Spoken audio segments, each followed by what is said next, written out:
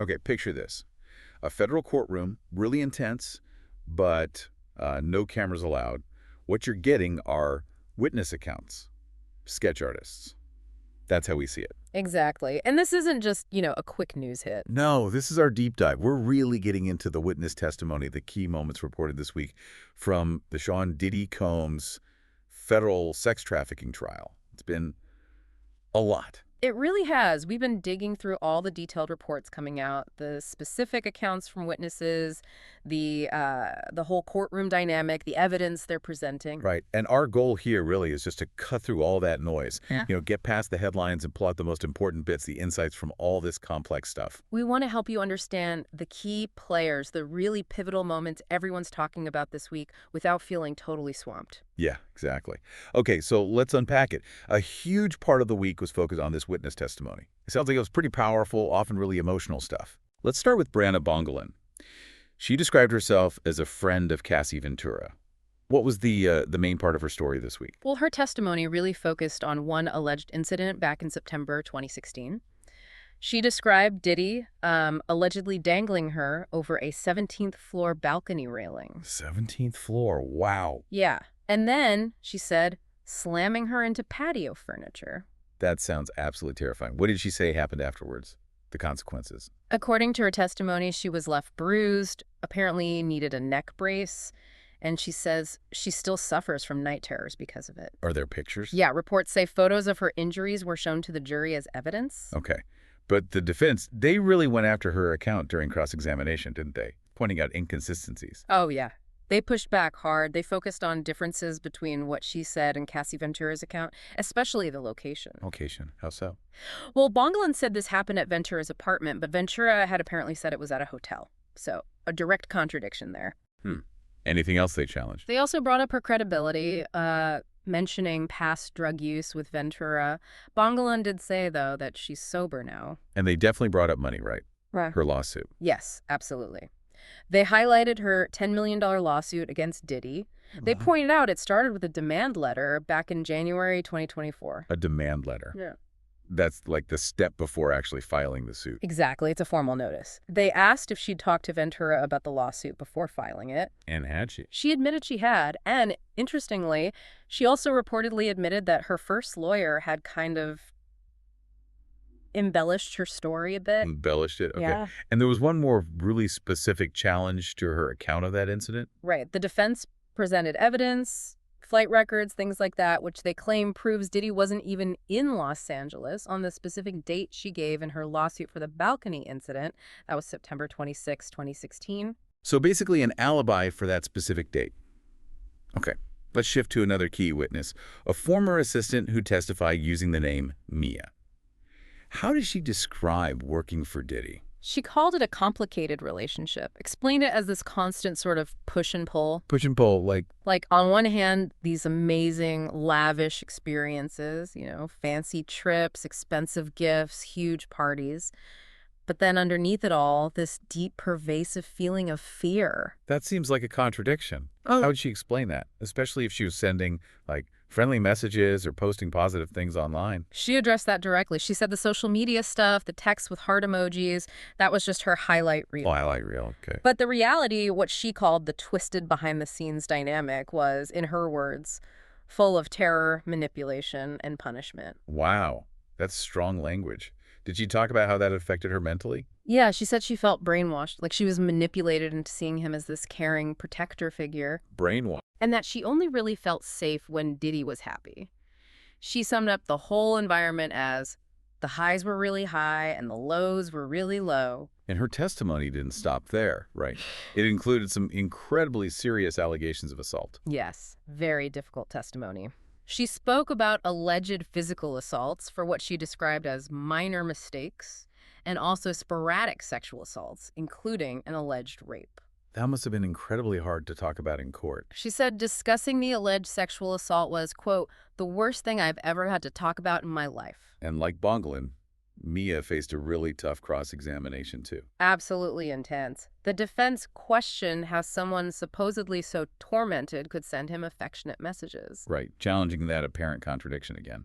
Exactly. They even directly asked if she was part of a Me Too money grab, and they suggested the sexual assault she described never actually happened, pressing her on why she didn't report it sooner. So, facing all that, what was her response? Did she stick to her story? She reportedly maintained throughout that she never lied while testifying in court. Okay. And there was also this detail about her still receiving money from Combs. That's right. She testified that she's still getting rent payments from him. She described it as part of a verbal love contract. A love contract. That phrase keeps popping up. We also heard from another woman using the name Jane, an alleged victim of a sex crime, started seeing Combs in 2020. Yes, her testimony centered on these events she called hotel nights or freak-offs. Freak-offs, okay. She claimed they started as part of an open relationship, but then allegedly turned into forced sex acts. And there was actual evidence played related to these alleged sessions. Yes, according to reports, audio from one of these freak-offs where she was performing sex acts was played in court. Just the audio, though, not the video. And the reporting mentioned her testimony sounded very similar to Cassie Ventura's account. Strikingly similar, yeah. Both reportedly describe similar power dynamics and types of alleged events. What other details came out in Jane's testimony? She talked about significant drug use during these encounters, things like ecstasy, cocaine, other illicit substances. And she testified that on 2 occasions, she was asked to transport packages, which she believed contained drugs, in her checked luggage. Transport drugs. Where to? On flights from California to Miami, she said. Wow, okay. And she also mentioned others being involved. Yes, she described the alleged recruitment of prostitutes and adult film stars for these sessions, and she talked a lot about feeling trapped. Trapped how? Controlled by Combs, she said, especially financially. She felt she had to keep participating because she was afraid of losing her housing, which he was apparently providing. And didn't they read a text message she sent? Yes, a really powerful one from 2023. It was reportedly quoted in court.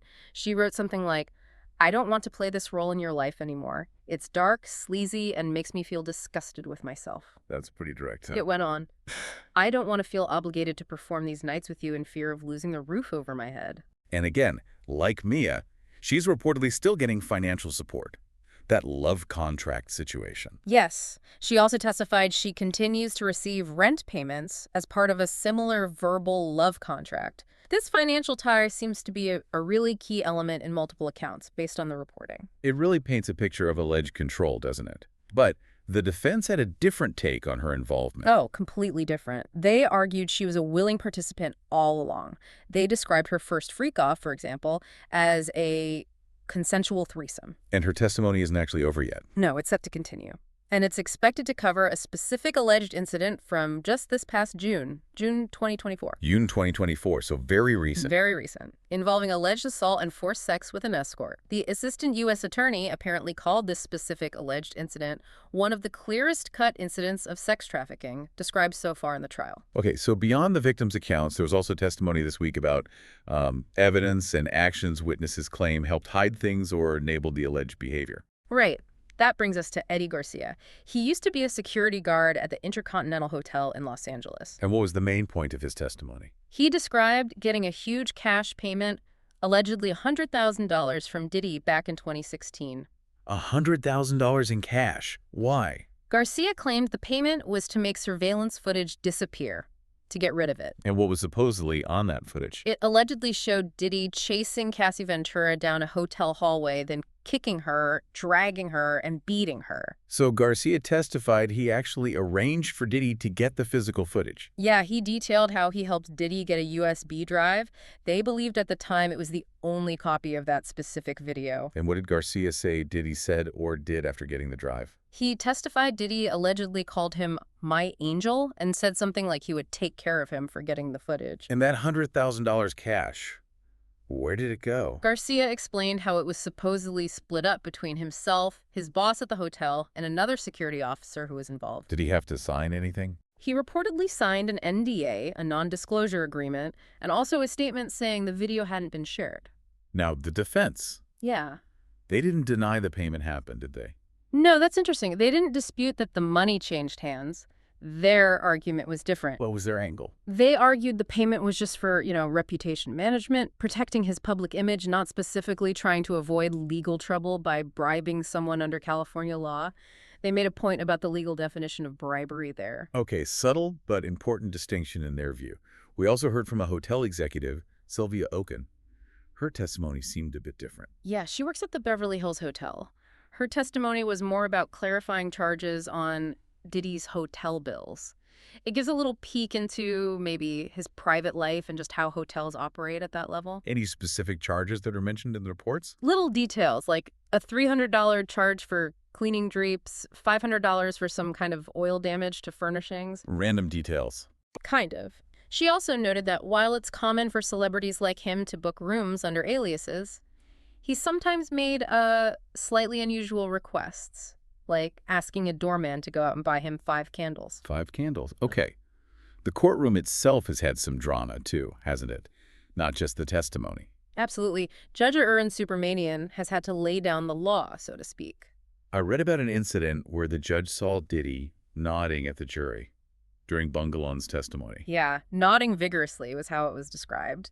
The judge apparently saw it, and his reaction was very strong. What did he do? He reportedly called the behavior absolutely unacceptable, right there in open court, and he threatened to have Diddy removed from the courtroom entirely if it happened again. Had he warned him before? Apparently, yes. He'd warned the defense lawyers about it in a sidebar conversation first, but then it happened again, which led to that public telling off. Wow. The judge also mentioned the trial schedule. Yeah, he stated he wants to wrap things up by the July 4th holiday, so keeping things moving. There was another moment that really seemed to capture the complicated feelings around Combs. It involved Derek Ferguson, a former Bad Boy executive. Right. Ferguson had been saying some positive things about Combs's business mind, his acumen. But then he was asked a simple question. Yeah, the prosecutor asked him basically if he thought highly of Mr. Combs now. And there was this long pause, a really noticeable silence.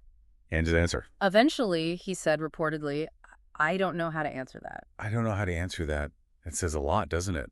It really seemed to encapsulate what sources described as this recurring theme with former employees, this mix of love and fear, reverence and horror, as one report put it, really complex feelings. And just briefly, the atmosphere outside the actual proceedings sounds tense, too.